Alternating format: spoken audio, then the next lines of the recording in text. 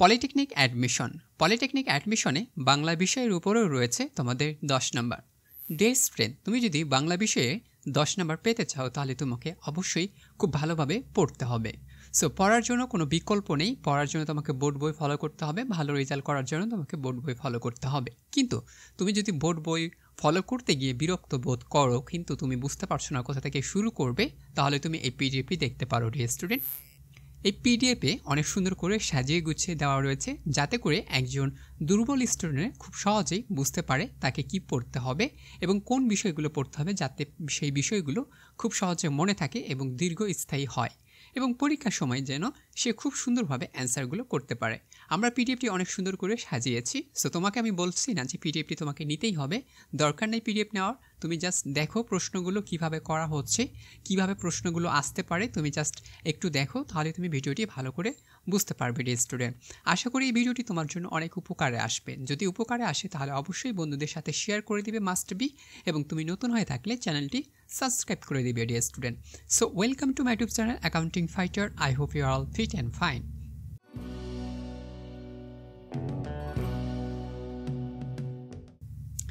So dear student, আমরা ইতিমধ্যে বিভিন্ন ক্লাস নিয়েছি, ম্যাথ নিয়েছি, অ্যাপটিটিউড টেস্ট নিয়েছি এবং ইংলিশগুলো নিয়ে ফেলেছি কিছুটা। সো সেই ধারাবাহিকতায় আজকে আমরা বাংলা ক্লাসটা নিচ্ছি। আজকে আশা করি এই বাংলা ক্লাসে এক পর্বে আমরা শেষ করার চেষ্টা করব। যতটুকু পারা যায় আমি তোমাকে দেখানোর চেষ্টা করব, যতটুকু আজকে সম্ভব। ডিয়ার স্টুডেন্ট, একটা ক্লাসেই হবে মাত্র বাংলার উপর, আর হবে না। তারপরও তোমাদের যদি আগ্রহ থাকে বেশি করে, তারপরে আমরা নেওয়ার চেষ্টা করব, ঠিক আছে? সো ডিয়ার স্টুডেন্ট, দেখো বাংলার প্রশ্নগুলো কেমন হবে। আর তোমরা অবশ্যই বোর্ড বই ফলো করবে বাংলার জন্য। বাংলা প্রথম পত্রের জন্য পাঠ পরিচিতি, লেখক পরিচিতি এবং শব্দার্থ অথবা টিকা যেগুলো রয়েছে অবশ্যই ভালো করে আয়ত্তে রাখতে হবে এবং মেন যে গল্পগুলো রয়েছে সেই গল্পের চরিত্রগুলো তোমাকে মনে রাখতে হবে। তাহলেই তুমি কিন্তু বাংলায় ভালো ফলাফল অর্জন করতে পারবে। পাশাপাশি বাংলা দ্বিতীয় পত্র অর্থাৎ ব্যাকরণে ভালো করার জন্য তোমাকে অবশ্যই মেন বই ফলো করতে হবে, কারণ ওখান থেকেই প্রচুর পরিমাণে প্রশ্ন করা হবে। তোমার 75% বাংলা দ্বিতীয় পত্র থেকেই করা হবে। সো তাহলে প্রশ্নগুলো আসলে কেমন হবে, আমরা কিন্তু এখানে ডেমো প্রশ্ন দিয়েছি, কিন্তু যারা এই পিডিএফটা নিয়েছে তারা ভালোভাবে প্র্যাকটিস করতে পারবে, কিন্তু যারা নেয়নি তারা তো আর প্র্যাকটিস করতে পারবে না, তাই না? বাট তোমাদের জন্য টেনশন নেই, আমি তোমাকে এই যে ভিডিওটি দেখাচ্ছি, এই ভিডিও দেখলেও তুমি একটি আংশিক ধারণা পাবা। 1 নম্বর, বর্ণের সঙ্গে কোন ইন্দ্রিয়ের সম্পর্ক সরাসরি রয়েছে, অর্থাৎ এমন কিছু বর্ণ রয়েছে যে বর্ণগুলোর সাথে আমাদের ইন্দ্রিয়ের সম্পর্ক রয়েছে। এখানে অপশন রয়েছে চোখ, নাক, কান, জিভ। সো আমাদের অপশনের অ্যান্সার হচ্ছে চোখ। বলছে বর্ণের সঙ্গে সরাসরি কোন ইন্দ্রিয়ের সরাসরি একটা সম্পর্ক রয়েছে, সেটি হচ্ছে চোখ। কারণ আমরা চোখ দিয়ে কিন্তু বর্ণটা কি করি, দেখতে পাই এবং সেটা অনুভব করি, তারপরে আমরা কিন্তু সেটা পড়তে পারি, তাই না? আমরা কিন্তু নাক দিয়ে বর্ণটাকে আমরা কি করতে পারি না, পড়তে পারি না। কান দিয়ে শুনতে পাই, কিন্তু সেটা আমরা তো কেউ বললে সেটা আমরা শুনতে পাচ্ছি, জিহ্বা দিয়ে আমরা সেটা কি করতে পারি না, পড়তে পারি না। সো আমাদের ইন্দ্রিয়ের সম্পর্ক রয়েছে সরাসরি, সেটা যদি হয় সেটা হচ্ছে চোখ, ঠিক আছে? ওকে, তারপরে দেখো ডিয়ার স্টুডেন্ট, 2 নম্বর বলছে ব্রেইলি ভাষা ব্যবহার করে কারা। ব্রেইলি ভাষা ব্যবহার করে কারা? সো এটা কারা ব্যবহার করে? আমরা তো সাধারণত ইংলিশ, বাংলা, হিন্দি আরও অনেক ভাষা ব্যবহার করে থাকি, তাই না? বাট একটা ভাষার নাম হচ্ছে ব্রেইলি ভাষা। সো এই ব্রেইলি ভাষাটা কারা ব্যবহার করে? যারা হচ্ছে দৃষ্টি প্রতিবন্ধী, অর্থাৎ যদি শর্ট করে বলি মানে যারা চোখে দেখতে পায় না, আমরা যেটাকে কানা বলে থাকি। সো তারা কিন্তু এই ব্রেইলি ভাষায় কথা বলে। ব্রেইলি ভাষাটা আসলে কি, তেমন কিছু না, এরকম ডট ডট করে লেখা থাকে আর কি, ঠিক আছে? তারা স্পর্শ করে সেই বর্ণগুলো বুঝতে পারে। সো তাদের ওইভাবে আর কি শিক্ষা দেওয়া হয়, ঠিক আছে? এরকম ডট ডট আর কি বর্ণ থাকবে।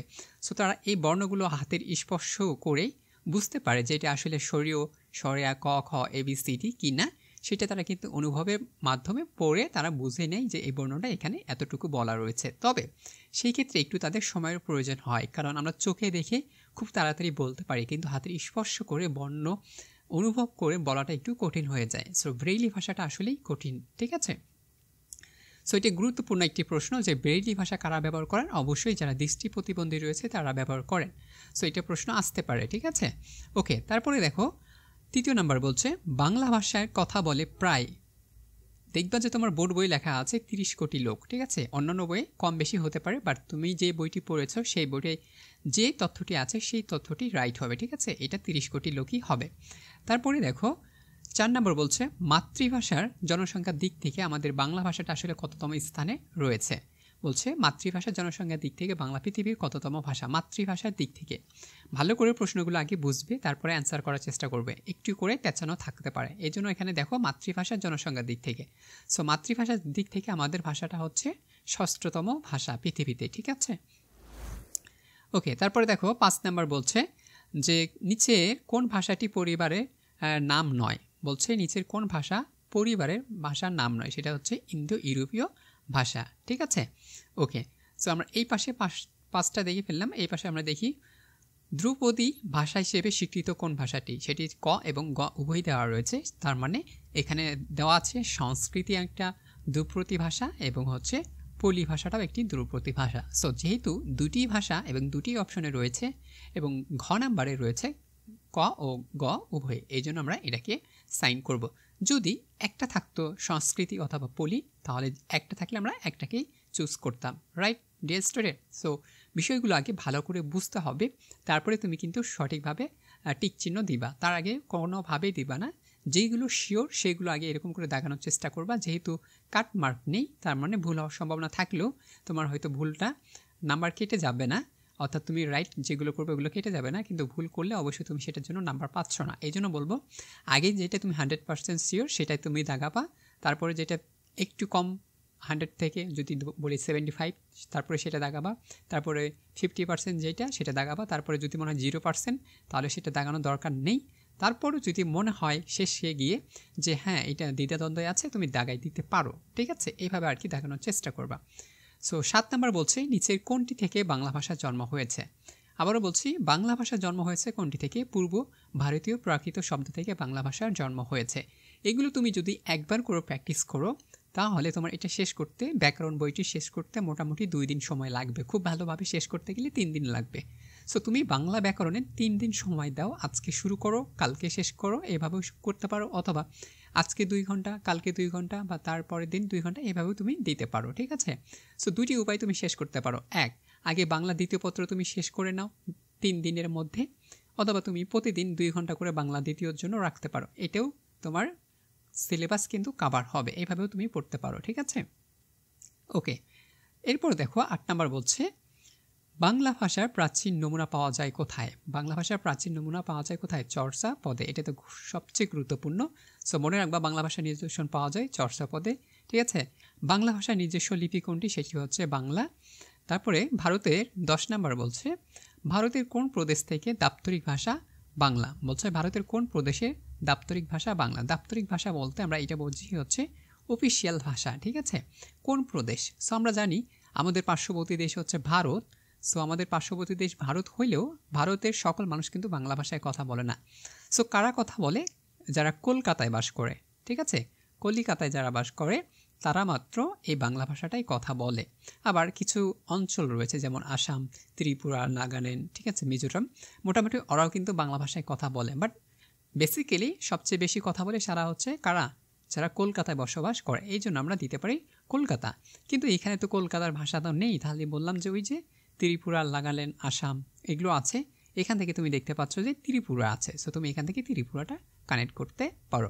আশা করি তুমি বুঝতে পারছো। যদি এখানে ত্রিপুরা না থাকে, কলকাতা থাকতো, ঠিক আছে, তাহলে তুমি কলকাতা এখানে দিতে পারো।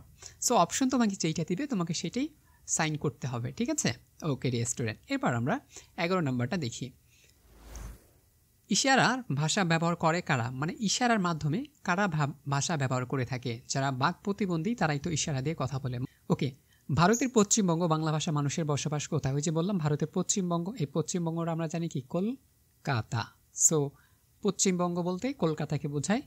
মানুষের বসবাস করে সেটা হচ্ছে 10 কোটি লোক বসবাস করে আনুমানিক, বা তোমাদের বইয়ে যেটা দেওয়া রয়েছে, ঠিক আছে। সো এই পশ্চিমবঙ্গটা কোথায়, সেটা হচ্ছে কলকাতা। ওখানকার মানুষও কি কোন ভাষায় কথা বলে, বাংলা ভাষায় কথা বলে থাকে। 14 নম্বর তুমি দেখতে পাচ্ছ যে নিচের কোনটি ভাষা পরিবার।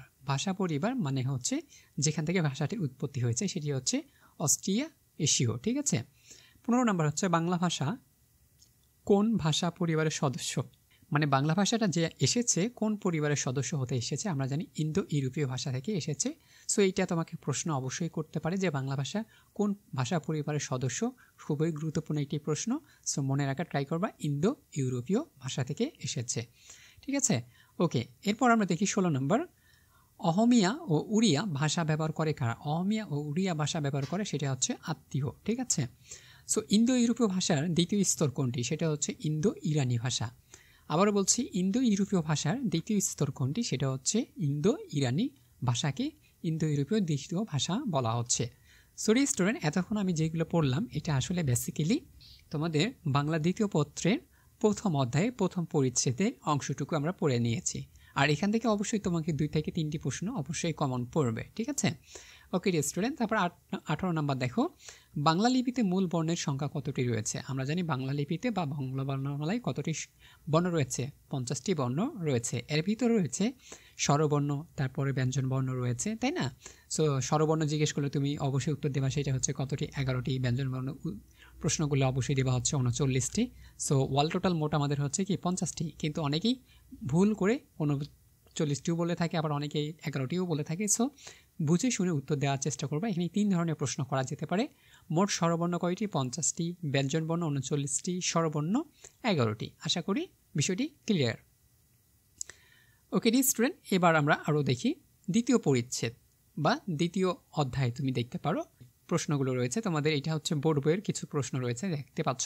এনসিটিভি প্রণীত পাঠ্য বইয়ের বহু নির্বাচনী, অর্থাৎ তোমাদের পাঠ্য বইয়ের যে পিছনে কিছু প্রশ্ন দেওয়া থাকে মূল বইয়ে, ওই প্রশ্নগুলো আমরা কিন্তু এখানে হুবহুব তুলে দিয়েছি কয়েকটি, ঠিক আছে, যাতে করে, কারণ ওই প্রশ্নগুলো থেকেও তোমাকে 2-1টি নাম্বার কমন পেতে সহযোগিতা করবে। এই জন্য বলবো তুমি অবশ্যই বোর্ড বইয়ের যে প্রশ্নগুলো রয়েছে এমসিকিউ, সেইগুলো আগে সলভ করার চেষ্টা করো, তাহলে তুমি কিন্তু ওখান থেকে 1 থেকে 2 নাম্বার কমন পেয়ে যাচ্ছ অনায়াসে। যদি মনে করো 50টি থাকে, 50টি ধরো 100টি আছে পুরো বই মিলে, তাহলে তুমি 100টা পড়তে তোমার কত সময় লাগবে? 5 থেকে 10 মিনিট সময় লাগবে। সো 10টা সময় মিনিট দাও আর 2 থেকে 3 নাম্বার নিয়ে নাও। এই বিষয়টা এমনভাবেই পড়লেই হচ্ছে, ঠিক আছে। ওকে, দেখো ভাষার প্রকৃতি নিয়ে আলোচনা করে কারা? ব্যাকরণ। সো যারা ব্যাকরণ নিয়ে কাজ করে তারাই তো ভাষার প্রকৃতি নিয়ে আলোচনা করবে, তাই না? ওকে, বাংলা ব্যাকরণের প্রথম প্রকাশিত হয় কত সালে বা কত খ্রিস্টাব্দে? এটা অবশ্যই প্রশ্নটা আসতে পারে, সেটা হচ্ছে 1743 সালে বা খ্রিস্টাব্দে, ঠিক আছে। সো 3 নাম্বারটা দেখো, ইংরেজি ভাষায় লেখা বাংলা ব্যাকরণের প্রথম রচয়িতা থেকে নাথালিয়েন ব্রাসিস হ্যাল হেড, ঠিক আছে। তারপরে দেখো 4 নাম্বার বলছে গৌড়ী ব্যাকরণের রুচি থাকে, এইটা আমরা জানি রাজা রামমোহন রায়, ঠিক আছে। সো এই বিষয়গুলো আমরা এতক্ষণ ভাষা থেকে শিখলাম। আরও এখন ক্ষুদ্র ভাষা দেখো, এইটা সবচেয়ে গুরুত্বপূর্ণ 5 নাম্বার, এটা অনেকবার এসে থেকেছে, বিভিন্ন পরীক্ষায় এসেছে। ভাষার ক্ষুদ্রতম উপাদান কোনটি? ধ্বনি, ঠিক আছে। ভাষার ক্ষুদ্রতম উপাদানই হচ্ছে কি ধ্বনি। ধ্বনি ছাড়া তো কোনোভাবে বর্ণ তৈরি হবে না। সো আগে তোমাকে ধ্বনি উচ্চারণ করলেই তোমার আর কি আসবে? বর্ণ আসবে। এই জন্য ভাষার মূল বা ক্ষুদ্রতম উপাদান বলা হয় কাকে? ধ্বনিকে বলা হচ্ছে, ঠিক আছে। বিষয়টা যেন মাথায় থাকে, তাহলেই তুমি কিন্তু অ্যান্সার করতে পারবা। ওকে ডিয়ার স্টুডেন্ট, এবার দেখো বাকযন্ত্র ব্যাকরণের কোন অংশে আলোচিত হয় বা আলোচনা করা হয়ে থাকে? এটা হচ্ছে ধ্বনিতত্ত্বে আলোচনা করা হয়। বাকযন্ত্র বলতে আমরা কি বুঝি? যে পঞ্চ ইন্দ্রিয়ের মাধ্যমে যে শব্দগুলো আমরা উচ্চারণ করে থাকি সেটাই তো আমাদের বাকযন্ত্র, তাই না? ওকে, তারপরে আমরা আরও দেখি গুরুত্বপূর্ণ আরও যেগুলো কমন রয়েছে এগুলো থেকে আমরা দেখি। হ্যাঁ, তারপরে দেখো এগুলো অনেক রয়েছে। সো আমরা আরও একটু ডিপলি যাওয়ার চেষ্টা করি। সো এই যে দেখো, আমি তোমাকে একটু আগেই বলেছি শব্দ বেগ, শব্দজোড়, বাক্যে ব্যঞ্জনা আলোচিত হয় কোন তত্ত্বে? অর্থতত্ত্বে। সো এইগুলো বিষয়গুলো মাথায় রাখলে তুমি কিন্তু খুব সহজেই সলভ করতে পারবা। এবার দেখো শব্দের ক্ষুদ্রতম একক কোনটি? শব্দের ক্ষুদ্রতম একক হচ্ছে রূপ। আগে বলেছিলাম ভাষার ক্ষুদ্রতম এককের নাম হচ্ছে কি? ধ্বনি। শব্দের ক্ষুদ্রতম এককের নাম হচ্ছে কি? রূপ। এই বিষয়গুলো কিন্তু মাথায় রাখতে হবে। এইগুলো নেই তোমাদের কনফিউশন হয়ে যায় যে কোনটা কখন দিবা। শব্দের ক্ষুদ্রতম যদি একক বলে সেটা হবে রূপ, আর ভাষার ক্ষুদ্রতম একক যদি বলে, ঠিক আছে, ক্ষুদ্রতম একক যদি বলে তাহলে সেটা হবে কি? ধ্বনি। আশা করি বিষয়টা ক্লিয়ার হয়ে গেছে। ডিয়ার স্টুডেন্ট, অনেক কিছুই আছে, সবগুলো তো আর পড়ে শোনানো সম্ভব না। আমি তোমাদের গুরুত্বপূর্ণগুলো দেখাই দিচ্ছি, এবং তুমি যদি পিডিএফটি কিনতে চাও অবশ্যই যোগাযোগ করবে, আর না কিনতে চাইলে কোনো সমস্যা নেই, তুমি বোর্ড বইটা পড়ো ভালো করে, তাহলে ইনাফ। তারপরে দেখো সন্ধি বাংলা ব্যাকরণের কোন অংশ আলোচিত হয়? সেটা হচ্ছে শব্দতত্ত্বে। এটা আসতেই পারে, সবচেয়ে গুরুত্বপূর্ণ যে সন্ধি বাংলা ব্যাকরণে কোন তত্ত্বে আলোচনা করা হয় সেটা আমরা জানি শব্দতত্ত্বে আলোচনা করা হয়ে থাকে, ঠিক আছে। সন্ধি ব্যাকরণে কোন তত্ত্বে আলোচনা করা হয়? এখানে আবার রয়েছে কি? রূপতত্ত্বে। দেখো ডিয়ার স্টুডেন্ট, এখানে কি রয়েছে? রূপতত্ত্বে রয়েছে। সো একবার তোমার রয়েছে শব্দতত্ত্বে আর একবার রয়েছে রূপতত্ত্বে, একই বিষয়, ঠিক আছে। সো যখন রূপতত্ত্ব আর শব্দতত্ত্ব দেওয়া আছে তখন তোমাকে শব্দতত্ত্ব সাইন করতে হবে, আর যদি রূপতত্ত্ব শুধুমাত্র দেওয়া থাকে তাহলে তুমি রূপতত্ত্ব এখানে দিতে পারো। বাট এখানে দুইটি ছিল, কিন্তু দুইটি থাকলে আমরা কি দিতে পারি, শব্দতত্ত্ব দিতে পারি। আর শব্দতত্ত্বের আরেক নামই হচ্ছে কি, রূপতত্ত্ব। আশা করি বিষয়টা তোমরা এখানে ক্লিয়ারভাবে বুঝতে পেরেছ। না হলে তুমি 41 নম্বর প্রশ্নটি দেখতে পারো। ডিয়ার স্টুডেন্ট বলছে কি রূপতত্ত্বের আরেকটির নাম কি, শব্দতত্ত্ব। দেখো একই প্রশ্ন তুমি 3 বার করতে পেরেছো বা তোমাকে 3 ভাবে করতে পারে। যেমন সন্ধি বাংলা ব্যাকরণে কোন অংশ আলোচনা করা হয়, শব্দতত্ত্ব দেওয়া আছে, রূপতত্ত্ব দেওয়া আছে। এখন তোমার প্রশ্ন হতে পারে আমি কোনটা রাইট করব। অবশ্যই যখন শব্দতত্ত্ব থাকবে তোমাকে শব্দতত্ত্বই রাইট করতে হবে। বাট যদি শব্দতত্ত্ব না দেওয়া থাকে, শুধুমাত্র রূপতত্ত্ব থাকে, তাহলে তোমাকে রূপতত্ত্ব দিতে হবে, কারণ রূপতত্ত্বের অপর নামই হচ্ছে কি, শব্দতত্ত্ব। আশা করি বিষয়টা ক্লিয়ার। তাহলে দেখো একটি প্রশ্ন তারা 3 ভাবে ঘুরিয়ে পেঁচে করে ফেলেছে। এই জন্য বারবার বলছি প্রশ্ন আগে ভালো করে পড়বে, তারপরে অ্যান্সার করার চেষ্টা করবে। অল্প প্রশ্ন পড়ে বা অর্ধেক প্রশ্ন পড়ে অ্যান্সার করবে না, তাহলে তোমার ভুল হওয়ার সম্ভাবনাটা বেশি থাকবে।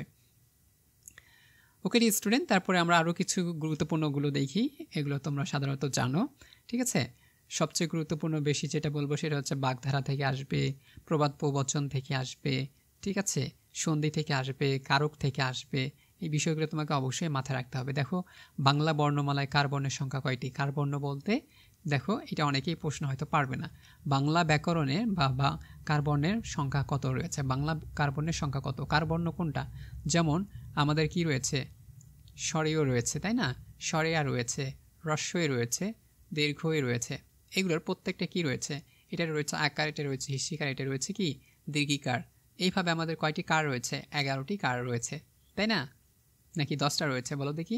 আমাদের 10টি আকার অর্থাৎ এই কার চিহ্ন রয়েছে, কিন্তু বর্ণ রয়েছে আমাদের 11টি। বর্ণ হচ্ছে 11টি, চিহ্ন হচ্ছে কয়টি, 10টি। কিভাবে, কারণ এই যে স্বরই অ, এই অয়ের কিন্তু কোনো বর্ণ নেই, বাকি যে 10টি বর্ণ আছে প্রত্যেকটার বর্ণ কিন্তু আমরা পেয়ে থাকি। এই জন্য বলছে বাংলা কার বর্ণের সংখ্যা কয়টি, 10টি হবে। অনেকে আবার 11টি দিয়ে দিতে পারে। বিষয়টা ভালো করে বুঝিয়ে অ্যান্সার করবে। বাংলা সংখ্যা বর্ণ কয়টি, অর্থাৎ বাংলার সংখ্যা বর্ণ বলতে বাংলার যে সংখ্যা রয়েছে বা বর্ণে রয়েছে সেটার সংখ্যা বর্ণ 10টি রয়েছে, এটাকেও সংখ্যা বর্ণ বলা হয়। কার বর্ণ অপর নাম কি, সংখ্যা বর্ণ। কার বর্ণের অপর নাম কি, সংখ্যা বর্ণ। দেখো একই প্রশ্ন উল্টে পিল্টে তোমাকে কতভাবে করা যাচ্ছে। এখন অনেকেই প্রশ্ন করবে, প্রশ্ন পিডিএফ পড়ে যদি প্রশ্ন কমন না পাই তাহলে কি হলো। দেখো পিডিএফ পড়ে প্রশ্ন কমন পাওয়ার কোনো নিশ্চয়তা নেই, তোমাকে বুঝতে হবে প্রশ্ন ঘুরে উল্টে দিতে পারে, কিন্তু তুমি যদি বেসিক জানা থাকে তুমি কিন্তু অ্যান্সার করতে পারো। দেখো তোমার বেসিক জানা আছে, সংখ্যা বর্ণ বলুক আর কার বর্ণ বলুক, উত্তর তো একটাই, 10টাই হবে। সো প্রশ্ন এটাও দিতে পারে ওটাও দিতে পারে, তাই না, এভাবে প্রশ্ন করবে। আবার এখানে দেখো ভাষার ক্ষুদ্রতম একককে কি বলা হয়, ভাষার ক্ষুদ্রতম একককে কি বলা হচ্ছে, ধ্বনি। ওই একই প্রশ্ন আবার ওইখানে দিয়েছে, গুরুত্বপূর্ণ দেখে। তারপরে দেখো বাংলা ভাষায় যৌগিক মৌলিক ধ্বনি কয়টি আছে, মৌলিক ধ্বনি। এবার দেখো বাংলা ভাষায় মৌলিক ধ্বনি কয়টি রয়েছে, 37টি মৌলিক ধ্বনি রয়েছে। ঠিক আছে, এইভাবে তোমাকে বিষয়গুলো আইডেন্টিফাই করে পড়তে হবে ডিয়ার স্টুডেন্ট। আশা করি বুঝতে পারছো। তারপরে চলো আরও কিছু তথ্য তোমাদের সাথে শেয়ার করি ধীরে ধীরে। জানি ভিডিওটি অনেকের বিরক্ত লাগতে পারে, বিরক্ত লাগলে করার কিছু নেই ডিয়ার স্টুডেন্ট। দুর্বল স্টুডেন্টরাও যেন সঠিকভাবে অ্যান্সার করতে পারে সেই বিষয়গুলো মাথায় রাখতে হবে। তারপরে দেখো তোমাদের এই যে জিহ্বা, তারপরে যে তালব্য বর্ণ, ঠিক আছে, এই বিষয়গুলো তোমাকে মাথায় রাখতে হবে।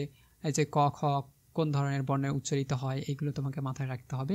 ঠিক আছে, বাংলা বর্ণমালা ব ফলার উচ্চারণ নেই কোন শব্দে, দেখো তো ব ফলার উচ্চারণ নেই কোন শব্দে। এখানে অনেকগুলো শব্দ রয়েছে, প্রত্যেকটা শব্দের নিচে কি রয়েছে, ব রয়েছে। এটার নিচে ব নেই, এটার নিচে ব আছে, এটার নিচেও ব আছে, কিন্তু ব ফলার উচ্চারণ হচ্ছে না কোন শব্দটিতে, সেটা তোমাকে রাইট করতে হবে। শ্বশুরের কোনো উচ্চারণ হচ্ছে না, স সুর, যেমন সুর, ঠিক আছে, এই যে শ্বশুর। আর এটা বিশ্বাস, এটা বিশ্বাস, এটাতে উচ্চারণ নেই, পক্ষ এটাতে তো নাই। তারপরে হচ্ছে অশ্ব, এটাতে উচ্চারিত হচ্ছে। সো ব ফেলার যেখানে উচ্চারণ নাই সেটাই হচ্ছে শ্বশুর।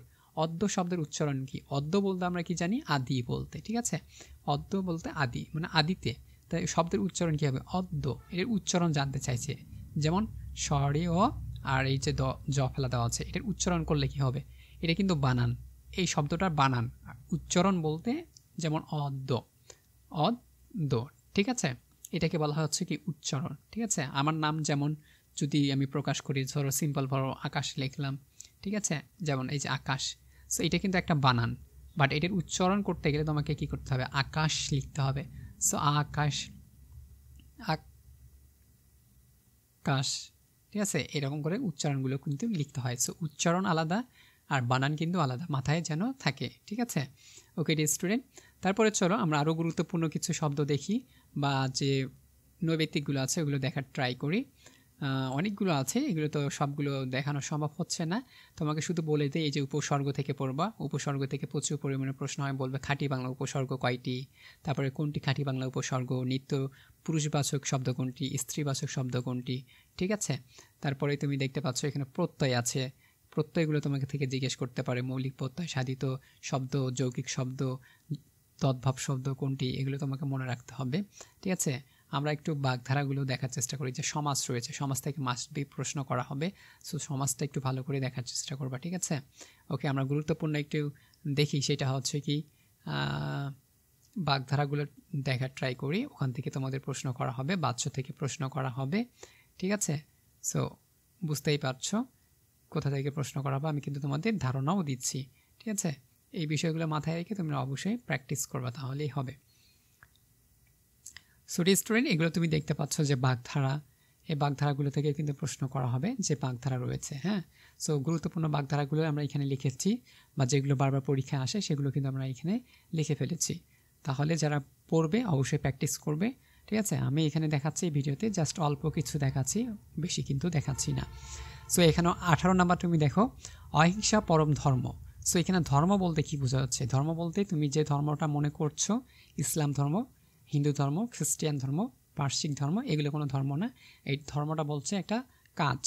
এটা কোন কাজ হতে পারে? ভালো কাজ হতে পারে, খারাপ কাজও হতে পারে। বাট যেহেতু অহিংসা পরম ধর্ম, অহিংসা মানে হিংসা করা না। ঠিক আছে, হিংসা, এটার সামনে কি দেওয়া আছে? না আবদ্ধ কিছু একটা দেওয়া আছে, যে অহিংসা, তার মানে অহিংসা পরম ধর্ম, তার মানে হিংসা করা একটা ধর্ম না, তার মানে এটা কি সৎ কাজ, তাই না? সো ধর্ম বলতে একটা কাজ বোঝাচ্ছে এখানে। তবে গবাক্ষ এই শব্দটাও আসতে পারে। গবাক্ষ শব্দের বুদ্গর্ভী অর্থ কি? গবাক্ষ, সো গবাক্ষ মানে হচ্ছে কি গরুর চোখ। গবাক্ষ শব্দের বুদ্গর্ভী অর্থ কি? উৎপত্তিগত শব্দ বলতে যেটা শব্দ থেকে উৎপত্তি হয়েছে, এই শব্দের উৎপত্তিগত শব্দটা আসলে কি? গরুর চোখ। ঠিক আছে, এটাই হচ্ছে এটার কাজ। ওকে, আরও অনেকগুলো বাগধারা রয়েছে, তোমাকে অবশ্যই ভালোভাবে বুঝতে হবে, তাহলে তুমি। তারপরে দেখো, চঞ্চল শব্দটির মূল অর্থ কি? চঞ্চল, সরি, এটা অঞ্চল শব্দটির মূল অর্থ কি? অঞ্চল মানে হচ্ছে শাড়ির পাড়। ঠিক আছে, অঞ্চল বলতে শাড়ির পাড় বোঝাচ্ছে এখানে, এই জন্য আমরা এটা ইউজ করেছি। তোমার বাংলা ব্যাকরণ বইয়ে অনেকগুলো বাগধারা রয়েছে, এগুলো অবশ্যই পড়লেই তুমি কিন্তু সহজে পারবা। তারপরে দেখো, লক্ষ্যাত্ব আর কে কি বলা হয়? লক্ষ্যাত্ব আর কি বলা যায়? এটা হচ্ছে গৌণত্ব বলা যায়। ঠিক আছে, আঁচল শব্দটি কোথা থেকে উৎপত্তি হয়েছে? সেটা হচ্ছে অঞ্চল থেকে উৎপত্তি হয়েছে। বাংলাদেশে রাজাকার শব্দটি কি অর্থ লাভ করেছে? বাংলাদেশের রাজাকার যে শব্দটি রয়েছে বর্তমানে, এটা কি অর্থে লাভ করেছে? সেটা হচ্ছে কি নেতিবাচক শব্দ লাভ করেছে। ঠিক আছে, মৃগগায়া শব্দের অর্থ কি? সেটা হচ্ছে পশু শিকার করা। মৃগগায়া শব্দ হচ্ছে কি? পশু শিকার করা। বর্ষ শব্দের প্রসারিত অর্থ কি? মানে হচ্ছে কি বৎসর। ঠিক আছে, বর্ষ শব্দের অর্থ কি?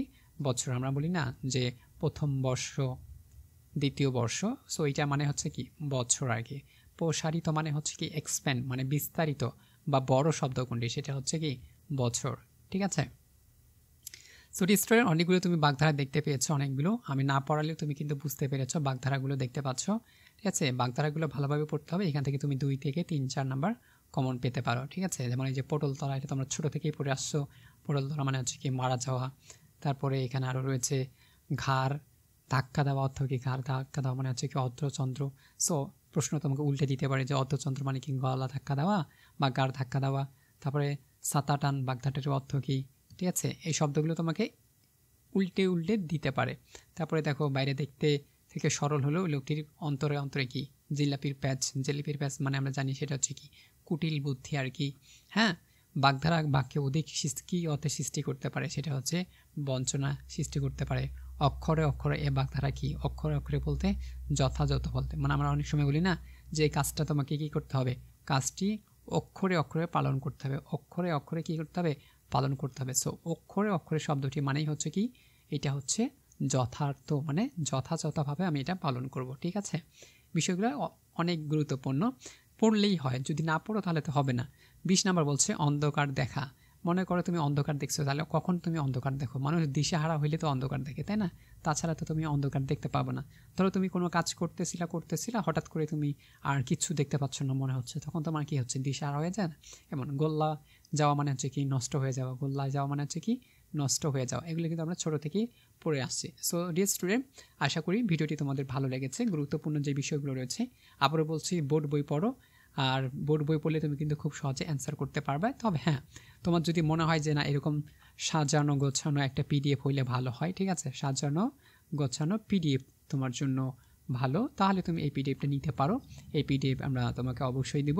তবে পিডিএফটা যেহেতু পেমেন্ট ভার্সন তারা আমাকে দিয়েছে, তো তোমাকে যদি নিতে হয় তাহলে তোমাকে পেমেন্ট অবশ্যই করতে হবে। ডিয়ার স্টুডেন্ট, ডিসকাউন্ট অফার চলছে। সো অল সাবজেক্টের জন্য 500 টাকা তোমাকে কী করতে হবে? পেমেন্ট করতে হবে। ডিয়ার স্টুডেন্ট, আশা করি বুঝতে পারছো। সো পিডিএফ নেওয়ার জন্য তোমাকে অবশ্যই 01949553920 নাম্বারে ফোন করতে হবে। এখানে ফোন করলে তোমাকে তারা পিডিএফটা দিবে। অবশ্যই তুমি Bangla PDF, mathematics, aptitude, English, physics, chemistry, এবং তুমি চাইলে যে তোমার 6টি সাবজেক্ট রয়েছে অল সাবজেক্টও নিতে পারো বা পার সাবজেক্টও নিতে পারো। Dear student, so dear student, আশা করি ভিডিওটি তোমাদের অনেক উপকারে লেগেছে। যদি ভালো লাগে অবশ্যই বন্ধুদের শেয়ার মেনশন করে দাও। বাকি অংশটুকু দেখার জন্য যদি ভালো লেগে থাকে অবশ্যই কমেন্টে জানিয়ে দাও। তাহলে আমরা আবারও পরবর্তী একটি বাংলা আরেকটি ভিডিও তোমাদের জন্য তৈরি করব। Thank you very much.